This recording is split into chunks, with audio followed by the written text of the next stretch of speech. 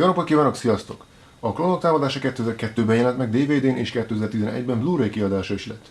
Ahogy a többi rész, úgy ez is átesett színkorrekción, főleg a kék árnyalattal bűvészkedtek a szakemberek.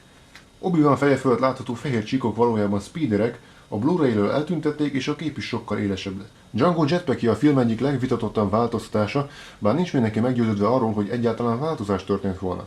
Azonban, mivel sokan úgy vélik, hogy a jelenetet megváltoztatták, itt a helye az összeállításban. A Klónok támadása DVD-n Lucas azt állítja, hogy szikrát adtak Django Jetpackiéhez. A többi változtatást megnézhetitek a www.starwarsmedia.hu-n, link a leírásban.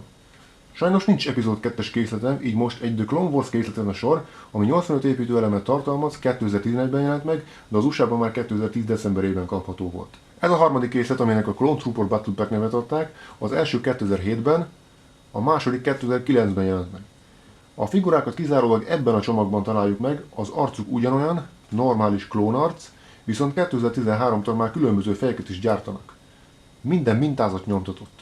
A speedert a Jedik és a klónok felderítési feladatokra használták, például Luminara Unduli is a Geonózison erre használta. A két lézerágyúval felszerelt, majdnem 5 méter hosszú jármű maximális sebessége 520 km/h, az irányító karokat előre-hátra lehet mozgatni. Az ARF Trooper, vagyis a felderítő sisakját külön ehhez a figurához készítették, azóta már van egy 2012-es változat is. A 4 klón közül ennek az egynek nincs mintázat a lábán.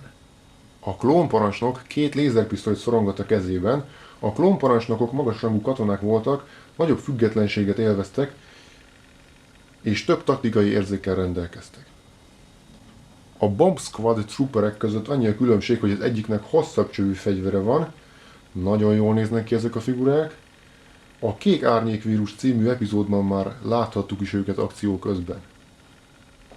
Az összeszerelési útmutató segítségével 21 lépés alatt összerakható a készlet, a dobozon pedig láthatjuk a 2010-es és 2011-es készletekre jellemző dizájnt.